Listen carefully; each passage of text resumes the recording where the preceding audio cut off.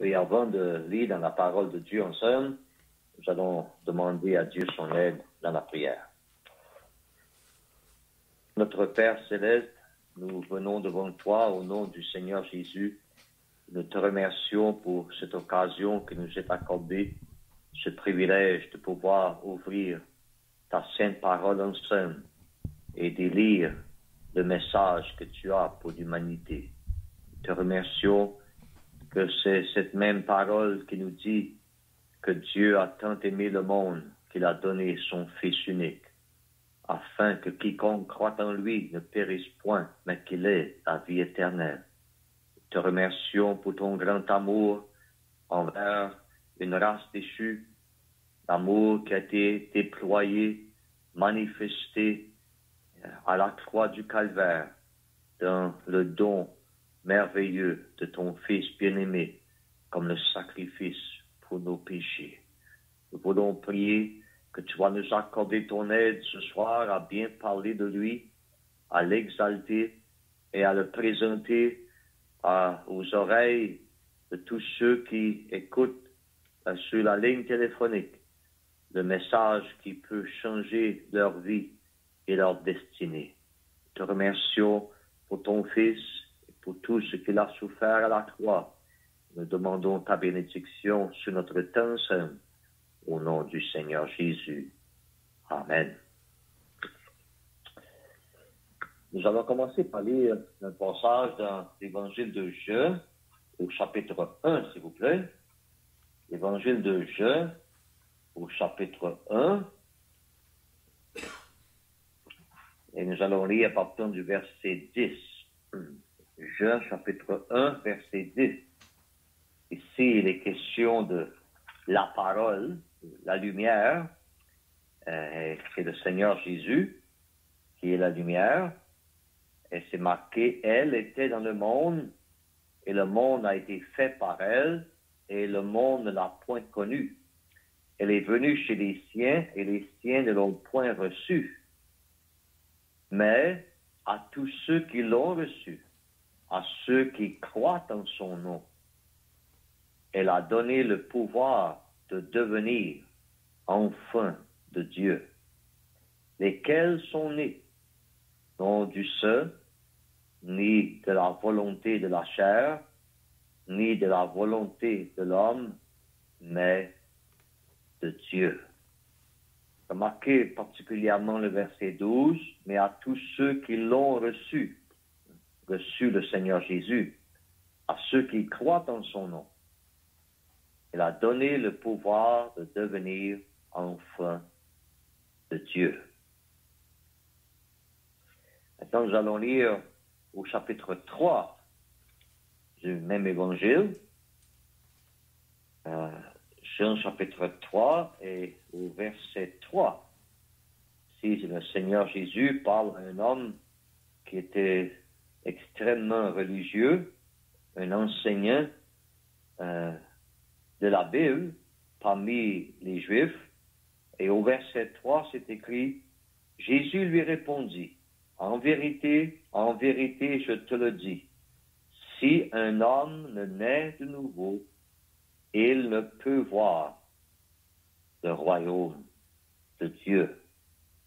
Et au verset 6, c'est marqué, ce qui est né de la chair est chair, et ce qui est né de l'esprit est esprit. Ne t'étonne pas que je t'ai dit, il faut que vous naissiez de nouveau. Maintenant, au chapitre 5, le même évangile, chapitre 5, et nous allons lire au verset 24. Jean 5, verset 24. En vérité, je vous le dis, celui qui écoute ma parole et qui croit à celui qui m'a envoyé a la vie éternelle et ne vient point en jugement, mais il est passé de la mort à la vie. Et finalement, au chapitre 8 du même évangile, Jean chapitre 8, et nous allons lire quelques versets en commençant au verset 21. Jean 8, 21. Jésus leur dit encore, je m'en vais et vous me chercherez et vous mourrez dans votre péché. Vous ne pouvez venir où je vais. Verset 23. Et il leur dit, vous êtes d'en bas, moi je suis d'en haut. Vous êtes de ce monde, moi je ne suis pas de ce monde. C'est pourquoi je vous ai dit que vous mourrez dans vos péchés. Car si vous ne croyez pas ce que je suis, vous mourrez dans vos péchés. Dieu bénira sa parole à nos cœurs. Dans les versets qu'on vient de lire, il est question de plusieurs sujets, mais il y a 3 sujets particuliers qui nous intéressent ce soir, et des sujets qui sont connus plus ou moins par la plupart des personnes. Connus dans le sens qu'on en parle de temps en temps. Il y a la question du ciel. Selon Jean chapitre 8, le Seigneur Jésus parle de son départ et il dit, moi je suis d'en haut et vous êtes d'en bas. Et il dit qu'il s'en va. Il s'en va au ciel. Et dans ce chapitre-là, il dit à des personnes qui étaient là, tout droit devant lui, et il dit, vous ne pouvez venir où je vais. Question du ciel, mais dans ce passage, le Seigneur nous dit clairement, c'est pas tout le monde qui va au ciel. Il dit ici, vous ne pouvez venir où je vais. Ces gens ici, à qui le Seigneur Jésus parle, n'allaient pas au ciel. Donc, une des choses qu'on découvre en lisant la Bible, et la première chose qu'on remarque dans notre message ce soir, c'est que selon la Bible, c'est pas tout le monde qui va au ciel. Ça, on ne peut pas détourner ça, on ne peut pas éviter ça, on ne peut pas argumenter autour de ça. C'est noir sur blanc, c'est le Fils de Dieu qui le dit. Il dit à ces personnes, je m'en vais, vous mourrez dans votre péché, vous ne pouvez venir où je vais. Vous ne pouvez venir au ciel. On veut parler un peu là-dessus. Mais on a lu aussi dans Jean 5, 24. Et là, il y a un autre sujet qui est connu, que les gens discutent de temps en temps. Cette fois, ce n'est pas le sujet du ciel. Ici, dans Jean 5, 24, c'est le sujet du jugement. Le jugement dernier. Et beaucoup de gens, même s'ils ne sont pas religieux, ont déjà au moins entendu dire qu'il va y avoir un jugement à la fin de tout. Parfois, les gens appellent ça la fin du monde. Quand les hommes et les femmes vont être jugés par Dieu, vont comparaître devant Dieu pour être jugés. Et dans ce verset ici, les questions du jugement, mais qu'est-ce qu'on découvre dans ce verset? C'est que c'est pas tout le monde qui va aller en jugement. C'est une autre chose surprenante. C'est marqué ici, en vérité, je vous le dis, celui qui écoute ma parole et qui croit à celui qui m'a envoyé a la vie éternelle et ne vient point en jugement. Mais il est passé de la mort à la vie. Donc, la question du jugement, c'est dans la Bible. Comme la question du ciel, c'est dans la Bible. 2 choses qu'on apprend donc. La Bible parle du ciel, et la même Bible nous dit que c'est pas tout le monde qui va au ciel. Ça, c'est Jean chapitre 8. La Bible nous parle d'un jugement à venir, le jugement dernier. Et le Seigneur Jésus nous dit ici, pas tout le monde va aller en jugement. Bon, c'est quelque chose qui est surprenant, n'est-ce pas? Parce qu'on a entendu dire, on a été élevés, la plupart d'entre nous, avec cette idée qu'un jour, tous les hommes de tous les âges vont être jugés. Et on pense plus ou moins à une sorte de grosse balance à pivot où Dieu va mettre d'un côté nos bonnes œuvres et de l'autre côté, nos péchés. Et si nos bonnes œuvres pèsent plus que nos péchés, on va aller au ciel. Et si nos péchés pèsent plus que nos bonnes œuvres, bien, on n'ira pas au ciel. C'est ça l'idée que beaucoup de personnes ont. Mais contrairement à ce que nous enseignez, contrairement à ce que les gens pensent, la Bible dit, le Seigneur Jésus dit ici, qu'il y a des personnes qui ne vont pas être là à ce jugement-là. On va expliquer un peu plus pourquoi. Donc, premier point, la Bible parle du ciel, mais c'est pas tout le monde qui est au ciel. Deuxième point, la Bible parle du jugement dernier, mais c'est pas tout le monde qui va aller au jugement dernier. Le troisième point qu'on veut remarquer, c'est un autre sujet qui est assez bien connu, c'est le sujet d'être un enfant de Dieu. Et on a lu ça dans Jean chapitre 1. Les questions dans ces beaux versets du sujet d'être enfant de Dieu. Verset 12, c'est marqué, mais à tous ceux qui l'ont reçu, à ceux qui croient en son nom, elle a donné le pouvoir de devenir enfants de Dieu, lesquels sont nés, non du sang, ni de la volonté de la chair, ni de la volonté de l'homme, mais de Dieu. Donc, un autre sujet qui est dans la Bible, le sujet d'être un enfant de Dieu.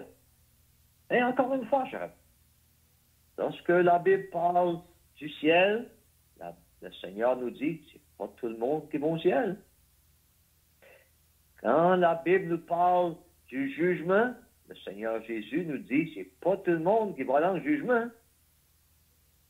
Et lorsque la Bible nous parle d'être un enfant de Dieu, ce verset ici nous enseigne que c'est pas tout le monde qui sont des enfants de Dieu. Et on veut parler là-dessus. On veut dire, pourquoi tu dis ça? Bien, c'est écrit, n'est-ce pas? À tous ceux qui l'ont reçu, à ceux qui croient en son nom, elle, la lumière, le Seigneur Jésus, a donné le pouvoir de devenir enfant de Dieu. Donc, pour être un enfant de Dieu, il faut le devenir. On n'est pas tous des enfants de Dieu. Pour être un enfant de Dieu, il faut le devenir. Remarquez ce qui est écrit encore, je répète les paroles du Sauveur. Elle a donné le pouvoir de devenir un enfant de Dieu. Donc, cette idée-là, que tout le monde sont des enfants de Dieu, c'est pas vrai. La Bible nous enseigne clairement ici que pour être un enfant de Dieu, il faut le devenir. Hein, les gens vont dire, bien, moi, je pensais que tout le monde sont des enfants de Dieu. Bien, tout le monde sont les créatures de Dieu. Parce que Dieu nous a créés, ça c'est vrai. Mais c'est pas tout le monde qui sont des enfants de Dieu. Pour être un enfant de Dieu, c'est des personnes qui ont une relation avec Dieu, qui ont la vie de Dieu. Pas une vie physique, une vie spirituelle. Et pour avoir cette vie-là, il faut être né de nouveau. Pourquoi le Seigneur Jésus a dit à Nicodème dans Jean chapitre 3 et au verset 3, « Si un homme ne naît de nouveau, il ne peut voir le royaume de Dieu. » Et au verset 6, il a dit, « Ne t'étonne pas que je t'ai dit, il faut que vous naissiez de nouveau. Il faut que vous deveniez des enfants de Dieu. » Donc, ces trois sujets-là vont ensemble, cher ami. Pour aller au ciel, il faut devenir un enfant de Dieu. C'est pour ça que c'est pas tout le monde qui va au ciel. C'est parce que c'est pas tout le monde qui sont des enfants de Dieu. C'est pas tout le monde qui va dans le jugement. Parce que ceux qui sont des enfants de Dieu, qui sont devenus des enfants de Dieu, vont jamais être jugés pour leur péché. J'espère que vous comprenez le point. C'est un point qui est très simple, mais c'est très important. Et vous allez dire, moi je pensais que j'étais un enfant de Dieu. Bien, il faut se poser la question, si vous êtes un enfant de Dieu, quand est-ce que vous l'êtes devenu? Quand est-ce que vous l'êtes devenu? Parce que le passage dit bien que pour être un enfant de Dieu, il faut le devenir. On n'est pas automatiquement en entrant dans le monde des enfants de Dieu. Il faut un moment dans la vie quand on devient des enfants de Dieu. Quelqu'un va dire peut-être bien, moi, je pensais que lorsque j'ai été baptisé comme un petit bébé, je suis devenu un enfant de Dieu. Bien, cher ami, il faut réaliser ceci, que nos prisons sont pleines des personnes qui ont été baptisées. Et c'est évident que ce n'est pas des gens qui sont des enfants de Dieu. Beaucoup de criminels. Non, non. Le baptême ne fait pas avec nous un enfant de Dieu. Jamais, jamais, jamais. Pour être un enfant de Dieu, il faut le devenir.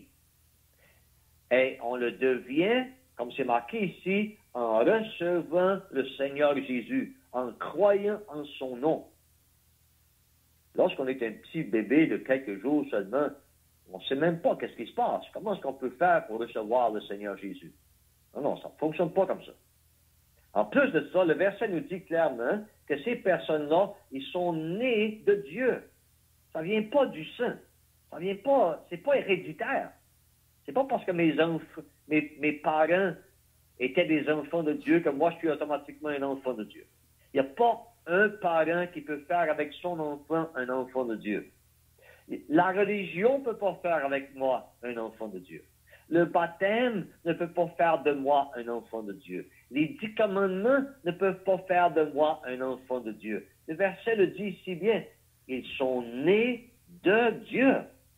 C'est seulement Dieu qui nous donne cette naissance spirituelle, que la Bible appelle la nouvelle naissance. Et Dieu donne cette nouvelle naissance, Dieu donne ce nouveau commencement, le moment qu'on reçoit son Fils comme notre Sauveur.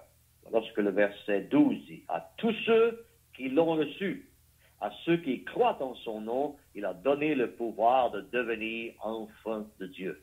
La question donc doit se poser, quand est-ce que vous êtes devenu un enfant de Dieu? Vous rappelez-vous, quand est-ce que c'est arrivé?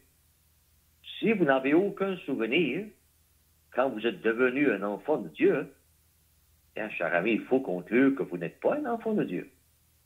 Il faut le devenir. Et on le devient à un moment donné dans la vie. C'est pas quelqu'un d'autre qui fait avec nous un enfant de Dieu. Il faut le devenir nous-mêmes en recevant le Seigneur Jésus comme notre Sauveur. Et si on n'a jamais ce moment dans la vie, quand on est né de nouveau, quand on s'est repenti de nos péchés et on a reçu le Sauveur pour nous-mêmes, le Fils de Dieu que le monde a déjà rejeté et qui rejette toujours, on le reçoit par la foi. On croit que c'est lui sur la croix qui est mort à ma place, mort pour mes péchés, et je le reçois comme mon Sauveur à moi. Je me confie en lui de tout mon cœur. Je ne me confie plus dans ma religion pour m'emmener au ciel. Je ne me confie plus dans mes bonnes œuvres pour enlever mes péchés. Je me confie seulement dans le sacrifice du Seigneur Jésus-Christ sur la croix comme étant le seul moyen d'enlever mes péchés. À ce moment-là, je reçois le Fils. Et en recevant le Fils, Dieu me donne la vie éternelle. Dieu fait de moi un enfant dans sa famille. Son enfant. Vous avez un moment comme ça? Ah, si oui, cher ami, vous ne pouvez pas l'oublier. Vous vous en rappelez. Peut-être la date vous a échappé et vous vous rappelez exactement où vous étiez. Vous vous rappelez comment c'est arrivé. Vous savez les détails. C'est pas quelque chose, c'est pas un rêve, c'est pas un songe, c'est pas quelque chose de vague, de flou dans votre mémoire. C'est clair, c'est précis. Vous pourrez retourner au lieu même où c'est arrivé.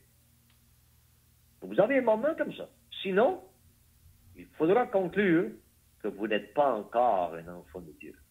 Rappelez-vous, cher ami, je répète, ce verset ici, ce passage-ci, le Sauveur nous enseigne lui-même que ce n'est pas tout le monde qui sont des enfants de Dieu.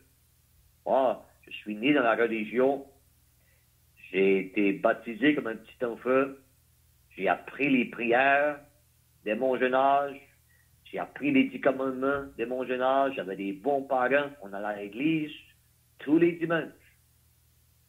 Mais à l'âge de 17 ans, j'ai découvert que je n'étais pas un enfant de Dieu.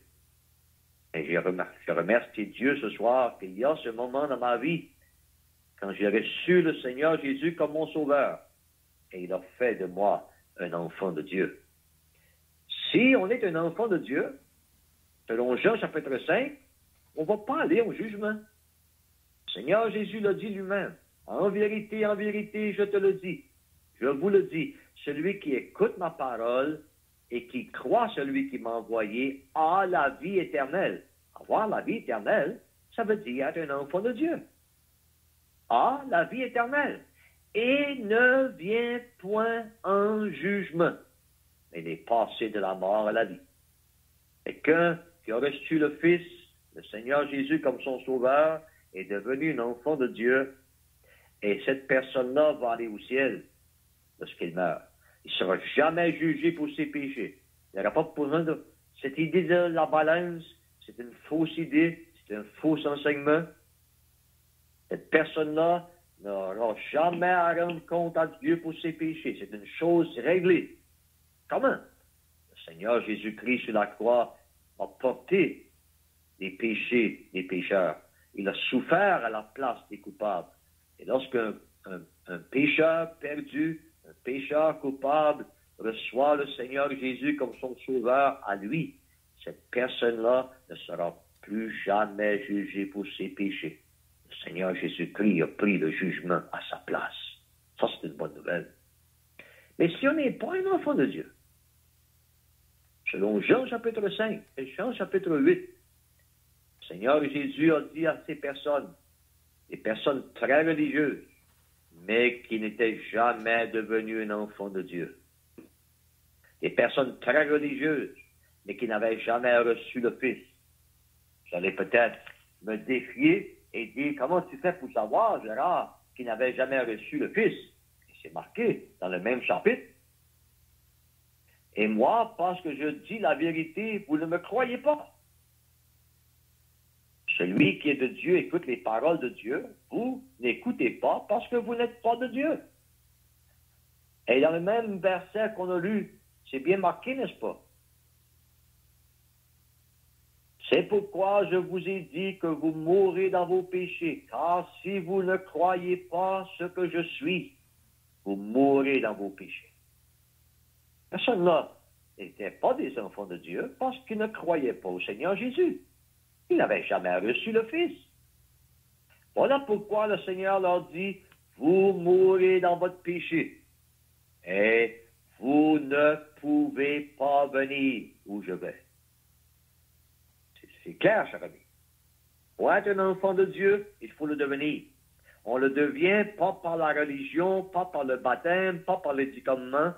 On le devient en recevant le Seigneur Jésus-Christ comme notre Sauveur. C'est un repenti de nos péchés. Si on a reçu le Seigneur Jésus, on est un enfant de Dieu et on ne sera jamais jugé pour nos péchés parce qu'il a porté sur la croix nos péchés. Mais si on n'a jamais reçu le Seigneur Jésus, on peut être très religieux. On peut avoir lu la Bible. On peut aller à l'église. On peut avoir été baptisé. On peut avoir donné beaucoup d'argent aux pauvres. Mais selon les paroles du Seigneur Jésus dans Jean chapitre 8, verset 21, vous mourrez dans votre péché, vous ne pouvez venir où je vais. Il n'y a pas de ciel. Personne ne va pas aller au ciel. Je répète donc les grandes lignes de mon petit message. Donc Jean chapitre 8, c'est pas tout le monde qui va au ciel. Selon Jean chapitre 5, c'est pas tout le monde qui va au jugement. Selon Jean chapitre 1, c'est pas tout le monde qui sont des enfants de Dieu. Pour être un enfant de Dieu, il faut le devenir. On peut seulement le devenir lorsque Dieu nous donne la vie éternelle. Et Dieu donne la vie éternelle le moment qu'on reçoit son Fils comme notre Sauveur. Comme celui qui est mort à ma place sur la croix pour porter mes péchés. Et si j'ai le Sauveur, je suis un enfant de Dieu, je suis né de nouveau, et ça veut dire, selon Jean 5, verset 24, que je ne serai jamais jugé pour mes péchés. Quelle délivrance! Mais si j'ai jamais reçu le Fils, je peux être comme Nicodème, très religieux, une bonne vie, enseigner la Bible aux autres, comme Nicodème le faisait. Il enseignait la Bible aux autres. C'était un docteur en théologie. Mais Nicodème n'était jamais né de nouveau. Nicodème n'était jamais devenu un enfant de Dieu. Si on n'est jamais devenu un enfant de Dieu, le Seigneur Jésus a dit ceci, vous mourrez dans vos péchés, et là où je suis, vous ne pouvez pas venir où je vais. Vous ne pouvez pas venir au ciel. Et le seul moyen d'aller au ciel, cher ami, c'est d'être un enfant de Dieu. Et on est seulement un enfant de Dieu lorsqu'on est né de nouveau. Faites pas d'erreur, donc. Les paroles du Seigneur Jésus à Nicodème sont vraies pour tous les êtres humains. Ne t'étonne pas que je t'ai dit, il faut que vous naissiez de nouveau. Notre prière, c'est que vous allez connaître le Seigneur Jésus, vous aussi. Vous allez devenir un enfant de Dieu en le recevant lui, et ainsi vous aurez l'assurance, la certitude que vos péchés sont pardonnés, que vous ne serez jamais jugés pour vos péchés, que lorsque l'heure de la mort va venir, vous serez introduit dans la présence même de Dieu, pas à cause que vous êtes bon, pas à cause de votre religion, pas à cause de votre baptême, mais seulement à cause de celui qui, sur la croix, a porté vos péchés, a souffert la condamnation à votre place, et vous avez cru en lui pour être sauvés. Que Dieu bénisse sa parole.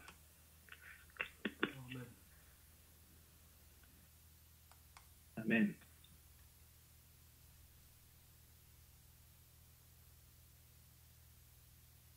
Donc, bonsoir à tous. Pour la deuxième partie de notre réunion, nous allons encore une fois lire dans l'Évangile selon Jean, au chapitre 3e, Jean au chapitre 3, et nous allons lire à partir du verset 31.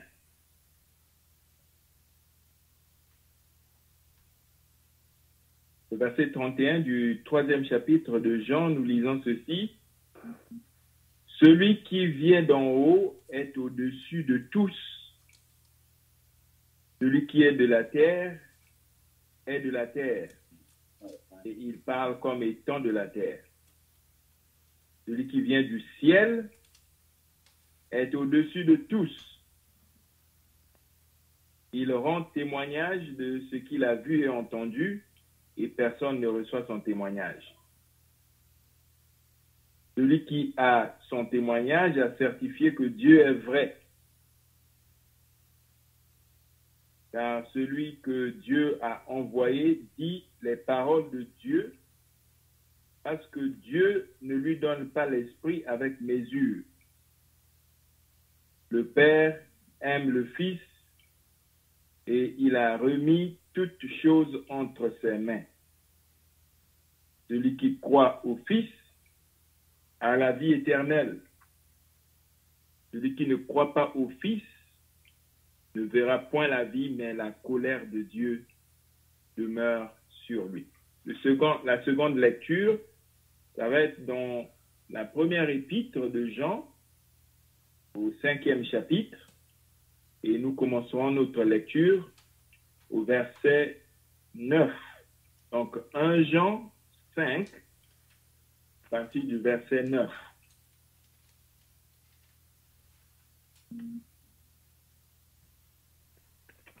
Si nous recevons le témoignage des hommes, le témoignage de Dieu est plus grand, car le témoignage de Dieu consiste en ce qu'il a rendu témoignage à son Fils. Celui qui croit au Fils de Dieu a ce témoignage en lui-même. Celui qui ne croit pas Dieu le fait menteur, parce qu'il ne croit pas au témoignage que Dieu a rendu à son Fils. Et voici ce témoignage, c'est que Dieu nous a donné la vie éternelle et que cette vie est dans son Fils. Celui qui a le Fils a la vie. Celui qui n'a pas le Fils de Dieu n'a pas la vie. Je vous ai écrit ces choses afin que vous sachiez que vous avez la vie éternelle, vous qui croyez au nom du Fils de Dieu. C'est tout ce que nous allons lire pour l'instant. Nous regardons au Seigneur qui nous accorde de l'aide pour parler en quelques minutes du sujet qui est devant nous. Nous allons continuer avec ce que notre frère a commencé. Il s'agit du même sujet, il s'agit du ciel. Par contre, les passages que nous avons lus ensemble, il s'agit du témoignage, il s'agit de la vie, il s'agit de la vie éternelle.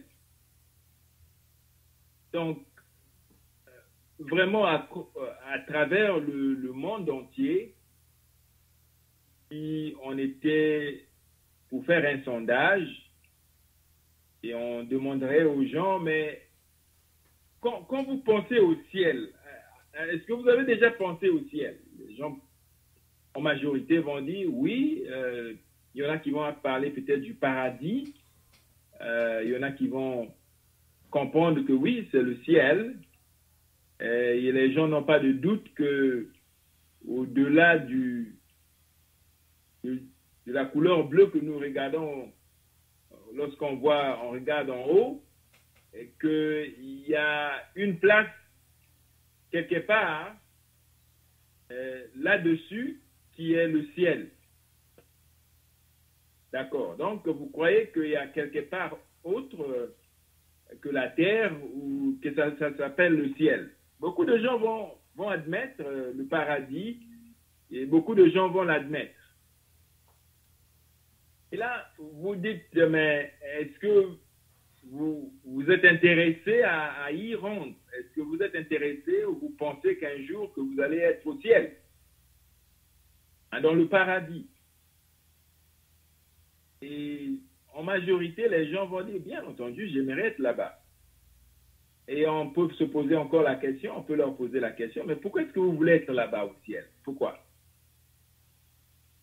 Bien, en général, nous avons une image du ciel, que c'est un endroit où il y a tous nos maux sont effacés, sont partis.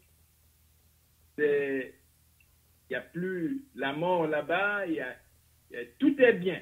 En tout cas, sans exception, c'est une place où les gens s'entendent, il n'y a plus de guerre, il n'y a plus de mort, il n'y a plus de pleurs, il n'y a plus de soucis, il n'y a plus de stress, tout est bien. Donc, évidemment, tout le monde, dans leur sens, dans leur bon sens, aimerait être dans un endroit comme ça, hein, le paradis, le ciel. Maintenant, on peut demander, mais est-ce que vous y allez? Bon, il y en a qui vont dire, ben, je ne suis pas sûr si je vais être au ciel, mais je fais de mon mieux. Et là, on peut encore poser à d'autres personnes, elles disent, ben, il n'y a personne qui sait, mais tu fais le meilleur que tu peux. Et là, ils ne répondent pas pour eux-mêmes. Ils parlent en général que, bon, mais en tout cas, quelque part, Dieu s'arrangera à ce que je sois là. Et il y en a qui vont peut-être dire, ben non, ça n'existe pas du tout.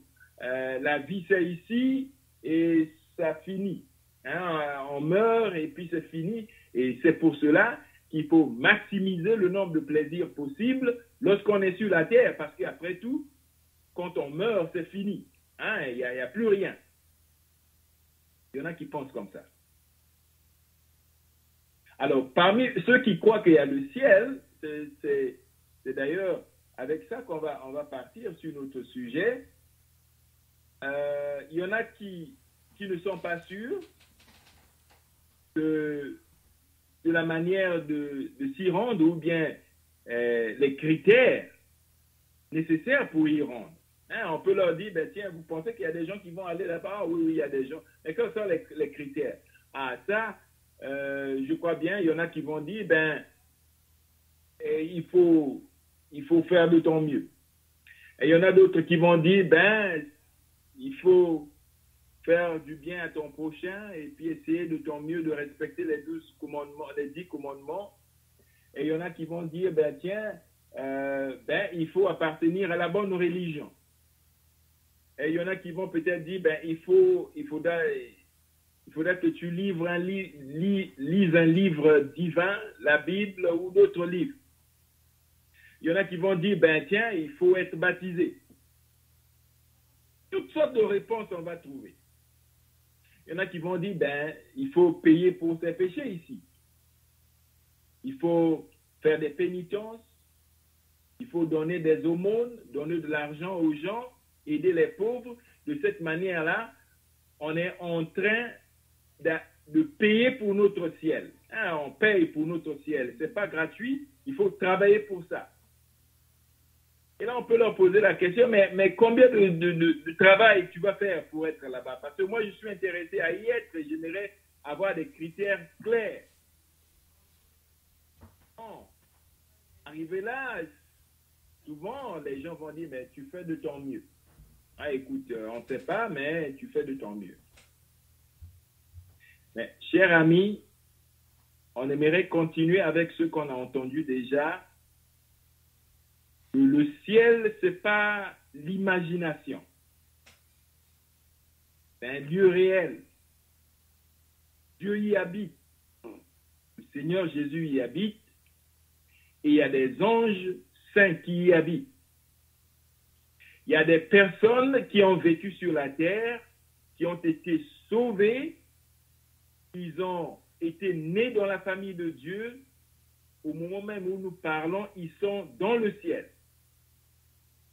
Leurs âmes se trouvent dans le ciel. Leur corps, puisqu'ils sont morts, leur corps est dans la tombe. Et leur âme et l'esprit se trouvent dans le ciel. C'est un lieu réel. Maintenant, les critères sont bien clairs. On a déjà entendu ça, n'est-ce pas? On a entendu que ce n'est pas tout le monde qui va aller au ciel. Ah oui, ce n'est pas tout le monde. Et d'ailleurs, il y en a qui disent, ben tiens, Dieu est bon, Dieu est amour. À la fin de tout, tu as été un mauvais garçon, une mauvaise fille. De toute façon, ce n'est pas ta faute, c'est l'environnement avec lequel tu as grandi. Ce sont les difficultés de la vie qui t'ont poussé à te rendre là où tu as été. Tu as fait des mauvaises choses, des crimes. Mais après tout, Dieu, il est bon. Il va regarder par-dessus ça et puis finalement vous tapez à l'épaule et vous laissez entrer dans son ciel. Non, cher ami, ce n'est pas tout le monde qui va aller au ciel. Ah, il faut le recevoir, le Seigneur Jésus.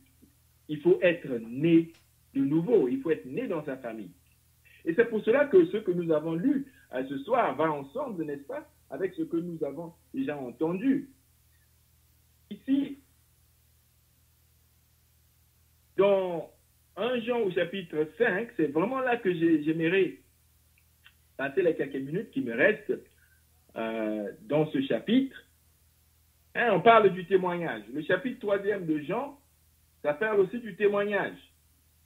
Celui qui vient du ciel est au-dessus de tous. Il rend témoignage de ce qu'il a vu et entendu.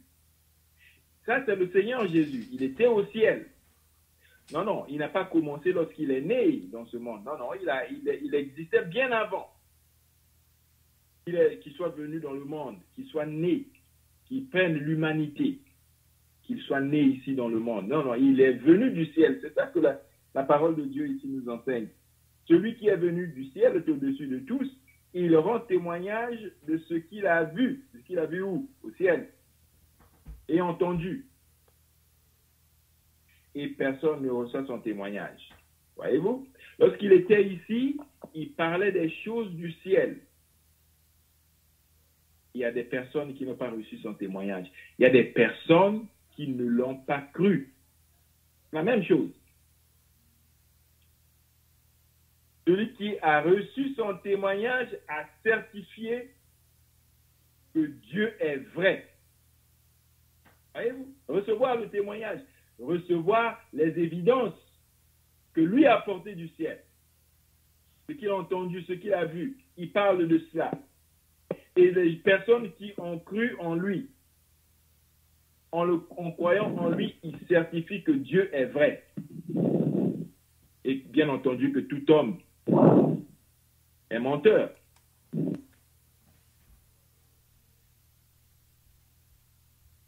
Celui qui a reçu son témoignage a certifié que Dieu est vrai, car celui que Dieu a envoyé dit les paroles de Dieu, parce que Dieu ne lui donne pas l'esprit avec mesure. Il dit, le Père aime le Fils, et il a remis toutes choses entre ses mains. Celui qui croit au Fils a la vie éternelle. Celui qui ne croit pas au Fils ne verra point la vie, mais la colère de Dieu demeure sur lui. Donc, soit on a cru au Fils, ou soit on n'a pas cru au Fils. Une des deux choses.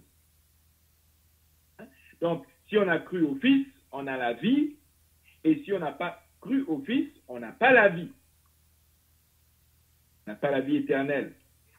Mais la colère de Dieu demeure sur cette personne. Donc, ce soir,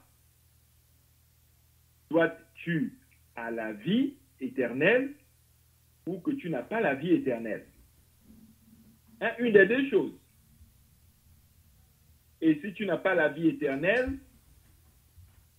ça veut dire que la colère de Dieu demeure sur toi.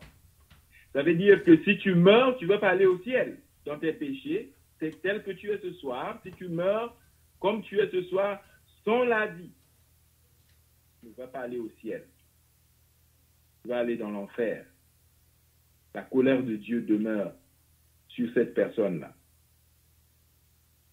Et ça va ensemble, n'est-ce pas, avec ce que nous avons lu encore, le témoignage, recevoir le témoignage, certifier que Dieu est vrai, croire au Fils, on a la vie éternelle, et ne pas croire au Fils, on n'a pas la vie, et la colère de Dieu demeure sur nous. Et c'est ce qu'on a lu, n'est-ce pas, dans 1 Jean au chapitre 5, le verset 9, il dit, si nous recevons le témoignage des hommes, le témoignage de Dieu est plus grand. En d'autres mots, toi et moi, on n'a vraiment pas d'excuse de ne pas recevoir le témoignage de Dieu, puisque toi et moi, la plupart du temps, nous recevons le témoignage des hommes, ce que les hommes nous disent, même si on n'a pas les capacités de vérification, toi et moi, on croit à ce que les hommes nous disent. On accepte tel quel. Mais Dieu nous dit que le témoignage de Dieu est plus grand. Donc, toi et moi, on n'a pas d'excuse pour ne pas recevoir le témoignage de Dieu. Il dit, car le témoignage de Dieu consiste en ce qu'il a rendu témoignage en son Fils. Dieu a rendu témoignage en son Fils, à son Fils. Et là, il continue, il dit, celui qui croit au Fils de Dieu a ce témoignage en lui-même. Donc, Dieu rend témoignage à son Fils, et celui qui croit au Fils, que Dieu rend le témoignage, que Dieu vraiment donne des évidences, celui qui croit au Fils a ce témoignage en lui-même. Voyez-vous? Donc, Dieu rend témoignage au Fils, et celui qui croit au Fils, maintenant, a ce témoignage-là en lui-même. Celui qui ne croit pas Dieu le fait menteur, puisqu'il ne croit pas au témoignage que Dieu a rendu à son Fils. Donc, si on croit Dieu, et si on croit au Fils, on a le témoignage de Dieu. On certifie que Dieu est vrai. Et si on ne croit pas Dieu, ça veut dire qu'on dit que ce que Dieu dit de son Fils, c'est pas vrai. Donc on fait Dieu menteur. On dit que Dieu, tu ne dis pas la vérité. N'est-ce pas, cher ami? J'espère que vous êtes en train de nous suivre. Donc Dieu rend le témoignage, son témoignage qui est plus grand que celui des hommes.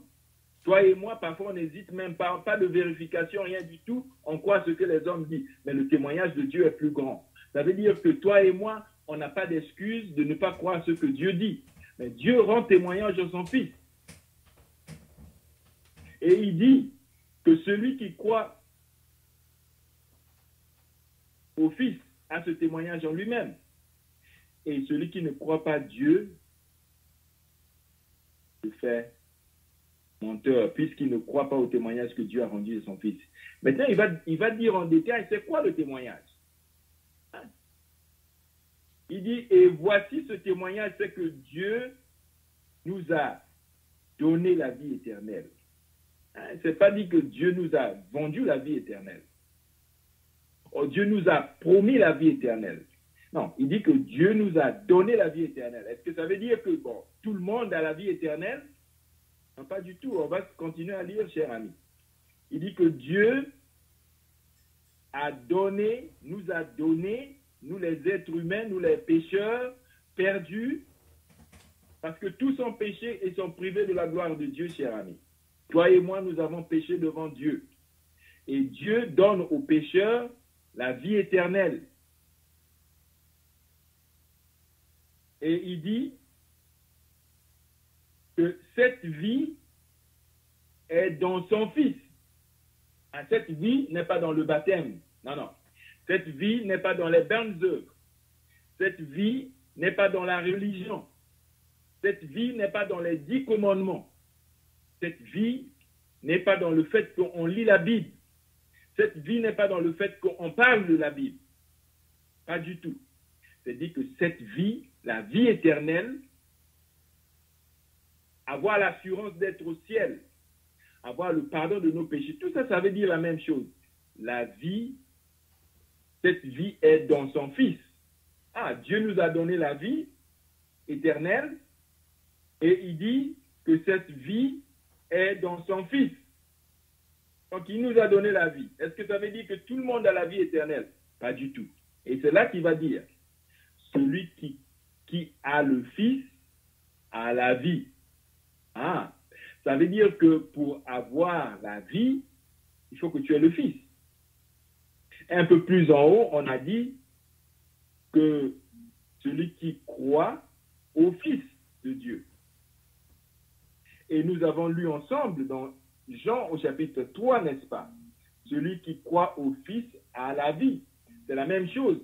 Celui qui croit au Fils a la vie éternelle. Celui qui a le Fils a la vie éternelle. On va s'arrêter là. Donc, Dieu nous donne la vie éternelle et cette vie est dans son Fils. Bon, ce n'est pas tout le monde qui a la vie. On a déjà entendu ça. Ce n'est pas tout le monde qui va au ciel. Ce n'est pas tout le monde qui est né de nouveau. Ce n'est pas tout le monde qui a reçu le Fils de Dieu. Donc, la question qu'on va vous poser, cher ami, est-ce que vous réalisez que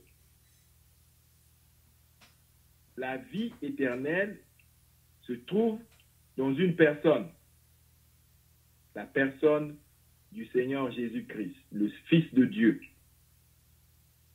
La deuxième question qu'on vous pose, est-ce que vous avez la vie? Quand est-ce que vous avez eu la vie? Comment est-ce que vous avez découvert que vous avez besoin de la vie? Mais si vous n'avez pas la vie, que va-t-il vous arriver, cher ami? C'est bien écrit ici, celui qui a le Fils a la vie. Celui qui n'a pas le Fils de Dieu n'a pas la vie. Qu'est-ce qui va vous arriver? On a lu dans Jean, n'est-ce pas, que la colère de Dieu demeure sur vous. Est-ce que vous avez la vie? Comment est-ce que vous avez reçu la vie? Non, cher ami, ça c'est bien important, n'est-ce pas? Et ça c'est une question où on ne peut pas essayer de faire des erreurs. On ne peut pas juste être positif. Non, non. Il faut que vous soyez sûr, cher ami.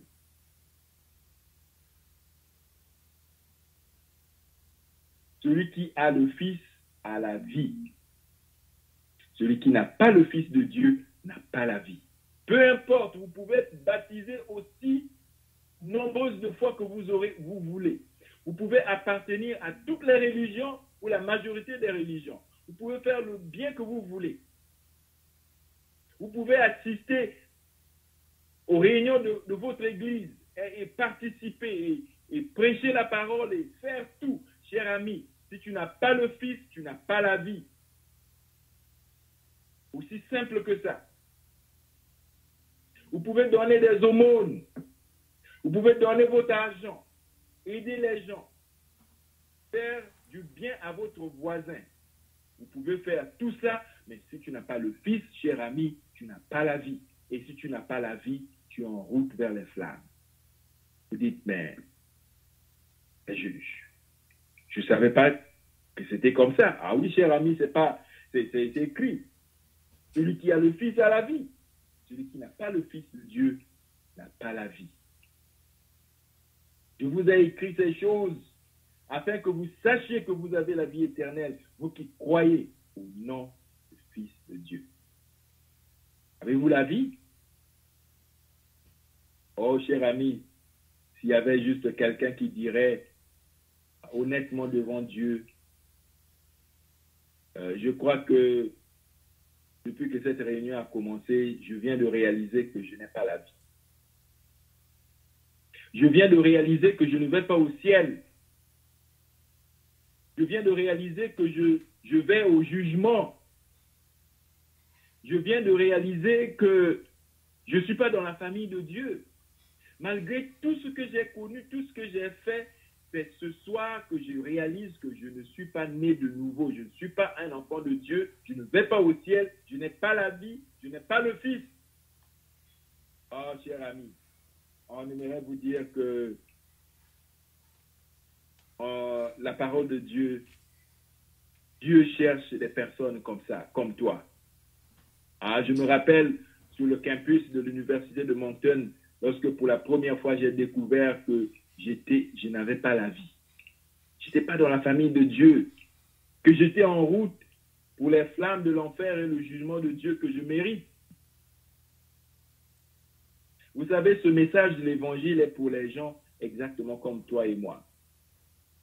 Lorsque nous venons à réaliser que dans nos péchés, nous ne sommes pas dans la famille de Dieu, je ne suis pas en route vers le ciel, je vais au jugement, je n'ai pas la vie. Qu'est-ce qu'il faut faire? Que faut-il que je fasse pour avoir la vie? Oh, rien du tout, cher ami. Il vous suffit seulement, comme vous avez réalisé, j'espère que vous venez de réaliser que vous n'avez pas la vie, vous n'êtes pas sauvé, vous n'êtes pas dans la famille de Dieu. Malgré la connaissance peut-être de la Bible que vous avez, malgré votre participation active dans l'Église et toutes les choses que vous aurez fait jusqu'à aujourd'hui, jusqu'à ce soir, vous venez de réaliser que je n'ai pas la vie, cher ami. La vie se trouve dans une personne. C'est la personne du Seigneur Jésus-Christ. C'est pour cela que lorsqu'il est venu du ciel, celui qui est venu d'en haut, celui qui est venu du ciel, nous avons lu. Celui-là, il parle des paroles d'en haut, de ce que Dieu dit, pour que toi et moi, les pécheurs perdus, puissent avoir la vie éternelle.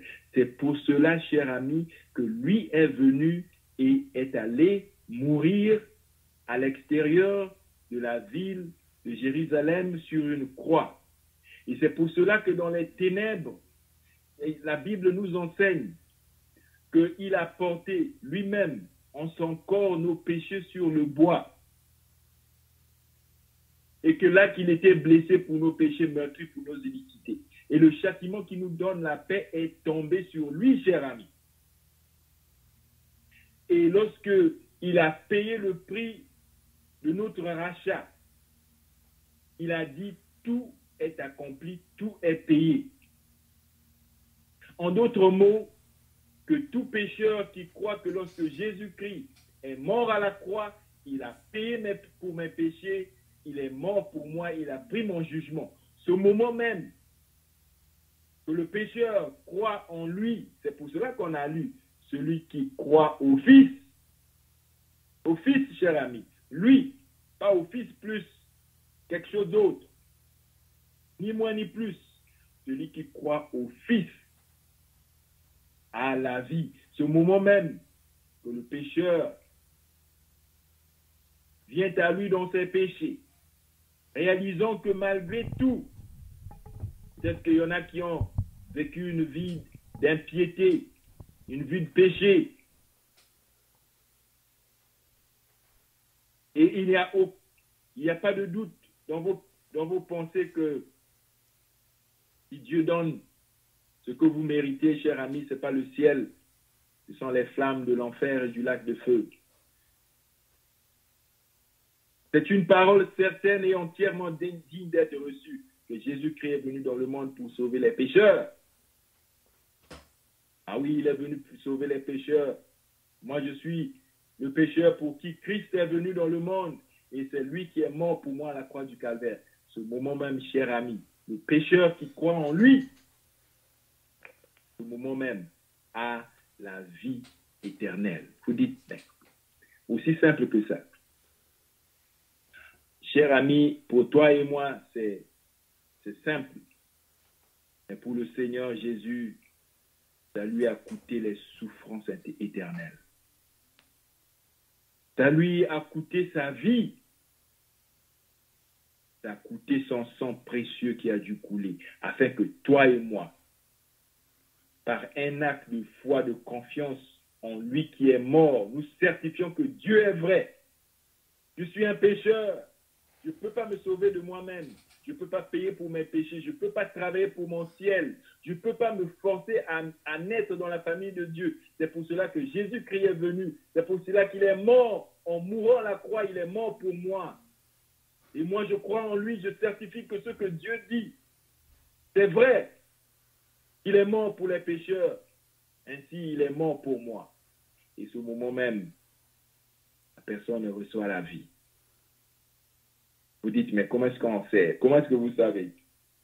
Comment est-ce que je sais? Est-ce qu'il y a des frissons? Est-ce qu'il y a quelque chose qui se passe, genre lumière ou un transport quelconque? Ah, ça peut arriver, cher ami. Mais ce n'est pas ça qui certifie que la personne est sauvée. Qu'est-ce qui me donne l'assurance ce soir que moi je suis sauvé? Cher ami, c'est parce que c'est écrit. Celui qui a le Fils a la vie. 17 novembre 1990, j'ai cru au Fils. Et ce moment même, j'ai la vie. On espère, cher ami, qu'avant qu'il soit éternellement trop tard, vous allez croire en lui. On va lire encore ces versets. Et on va terminer dans la prière. Si nous recevons le témoignage des hommes, le témoignage de Dieu est plus grand. Car le témoignage de Dieu consiste en ce qu'il a rendu témoignage à son Fils. Celui qui croit au Fils de Dieu a ce témoignage en lui-même. Celui qui ne croit pas Dieu le fait menteur, puisqu'il ne croit pas au témoignage que Dieu a rendu à son Fils. Et voici ce témoignage, c'est que Dieu nous a donné la vie éternelle et que cette vie est dans son Fils. Celui qui a le Fils a la vie. Celui qui n'a pas le Fils de Dieu n'a pas la vie. Je vous ai écrit ces choses afin que vous sachiez que vous avez la vie éternelle, vous qui croyez au nom du Fils de Dieu. Prions. Notre Père, au nom du Seigneur Jésus, nous venons à toi à la fin de cette réunion. Nous voulons exprimer nos remerciements pour la personne bienheureuse et bien-aimée de ton Fils, le Seigneur Jésus. Lui qui est venu du ciel, il est venu d'en haut. Et il est venu pour donner sa vie. Et nous te remercions qu'il a donné sa vie. Son sang précieux a coulé pour la rémission des péchés des pécheurs. Et nous te remercions que ce salut se trouve en lui et se présente comme un don gratuit à quiconque croit. Notre Dieu, nous te remercions que ton Fils est réellement mort à la croix du Calvaire. Il a été enseveli. Et le troisième jour, tu l'as ressuscité de parmi les morts. pour certifier que ce qu'il a fait, tu as été satisfait avec ça. Et non seulement cela qu'il est ressuscité des morts, mais tu lui as donné une place à ta droite, une place d'honneur et de gloire, afin de certifier, de dire à tous que ce que ton Fils a fait est suffisant, est absolument nécessaire et suffisant pour sauver les pécheurs perdus. Nous nous recommandons entre tes mains. Prions que tu vas sauver les âmes pour l'honneur et la gloire du nom de ton bien-aimé Fils, le Seigneur Jésus. C'est en son nom que nous te prions. Amen. Amen. On pourrait chanter 2 couplets d'un cantique, là, le cantique numéro 3, dans le chant d'Évangile. Donc le numéro 3, au pied de la Sainte Croix, jaillit la fontaine. Du salut que je reçois, grâce souveraine. Ô Sauveur Rédempteur, par toi j'ai la vie. C'est dans le sang de ta croix que je me confie. Donc on va chanter seulement les 2 premiers couplets du numéro 3. Au pied de la Sainte Croix, jaillit la fontaine du salut que je reçois, grâce souveraine. Ô Sauveur Rédempteur, par toi j'ai la vie. C'est dans le sang de ta croix que je me confie. Seigneur, le sang de ta croix, mes péchés efface. Tu me le dis, je le crois, du mal plus de trace. Ô Sauveur Rédempteur, par toi j'ai la vie. C'est dans le sang de ta croix que je me confie. C'est bien, on dit le bonsoir à chacun, puis à la semaine prochaine, si Dieu le veut. Bye. Bonsoir. Voilà.